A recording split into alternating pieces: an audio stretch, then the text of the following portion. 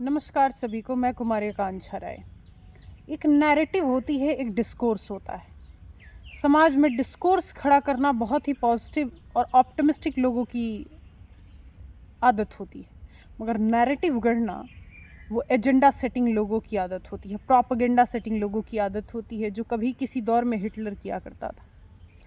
मैं ये बात क्यों कह रही हूँ, इसके पीछे एक रीजन है।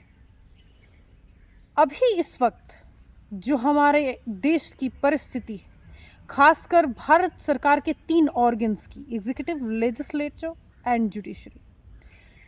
We know that how legislature and executive are working. They are interdependent with each other, they are independent with each other, or they are cooperating each other. There is a clear-cut provision in Constitution. But what is lacking? There is a debate or a discourse which is called as independence of judiciary. Whether independence of judiciary is a myth or a truth. So if you will go through the Indian Constitution, Article 50, you will find that independence of judiciary is a truth. If you will go through Article 124, you will find that independence of judiciary is truth. But what was happening after 1950? When instantly Indian Constitution came into existence, and by Indian Constitution only the Supreme Court had came into existence. What happened that time? At that time there was a extreme control of executive over judiciary. We have seen it. The history has proven it. How the judges were controlled, how the appointment of judges, transfer of judges, recruitment of judges, whether ad hoc or permanent, were controlled by executive. PIL के form में चीज़ें challenge होती हैं। और आप emergency का दौर याद करिएगा, जिस वक्त जुडिशरी में बैठे हुए लोग फैसला किस तरह का दे रहे थे। वो ADM जबलपुर वर्सेस शिवकांत शुक्ला का केस याद करिएगा, जिसको लेकर भारत की किरकिरी इंटरनेशनल लेवल पे हुई थी। वो केस याद करिएगा जिसके तुरंत बाद एन रॉय सर्वोच्च न्यायालय के न्यायाधीश बनाए गए, चीफ जस्टिस बनाए गए। वो केस याद करिएगा जो केशवानंद भारती के नाम से जाना जाता है। उसमें कौन कौन से जजेस थे और उनके फैसले किस तरह से आया करते थे। तो इंडिपेंडेंस ऑफ जुडिशरी अगर आप इतिहास उठाकर देखें तो कहीं ना कहीं एक दौर पे ऐसा लगा है कि खतरे में रही है, क्योंकि ये बात जजेस को ही समझ नहीं आ रही थी, खुद जुडिशरी नहीं समझ पा रही थी कि इसमें सही रास्ता क्या है। फिर PIL आता है, जिसको SP Gupta versus union of India का केस कहते हैं, जो फर्स्ट जज केस आता है।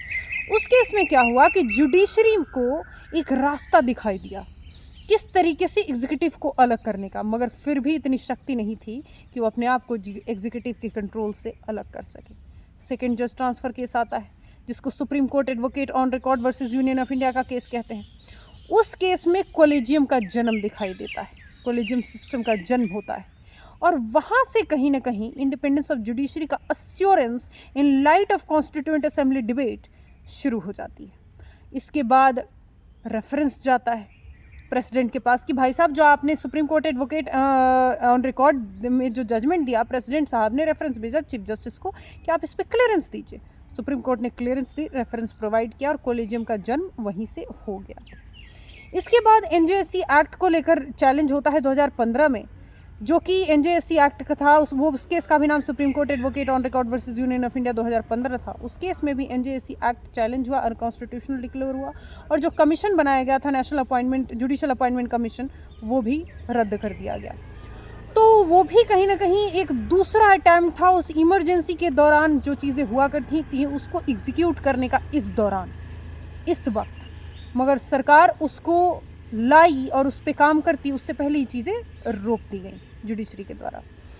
तो अब ये कहना जो DY चंद्रचूड़ साहब अभी रिसेंटली वेस्ट बंगाल में कहे कि he had never faced any kind of political pressure in his entire life career, ये बात बिल्कुल सत्य है। जुडिशरी पे प्रेशर बना देना और जुडिशरी को मैनिपुलेट कर देना, जुडिशरी पे एक्सटर्नल किसी तरह का इंटरफेरेंस दिखाना, एग्जीक्यूटिव हो या लेजिस्लेचर हो, आसान तो भारत में नहीं। एकमात्र संस्था है जो दुनिया से जब हार जाते हो ना, तो आप उसका दरवाज़ा खटखटाते हो और उम्मीद के साथ ऑप्टिमिस्टिक होकर खटखटाते हो कि वहाँ न्याय मिलेगा। तो जुडिशरी को कंट्रोल कर लेना, चाहे ये मोदी गवर्नमेंट हो, चाहे कांग्रेस गवर्नमेंट, चाहे कोई भी XYZ गवर्नमेंट आ जाए, इतना आसान नहीं है। after 42nd, 44th constitutional amendment, it's highly unimaginable. So it's a myth that judiciary is under control. It's a truth that independence of judiciary is as it is. Though executive is saying that there is a absolute control of judiciary over judicial appointment and transfer, but you can't say that there is an executive control क्योंकि वो खुद ही रो रहे हैं कि हमारा तो कुछ हो ही नहीं रहा. That's the gist of today's knowledge. Independence of judiciary is the basic structure of Indian Constitution. Mind it. Thank you so much.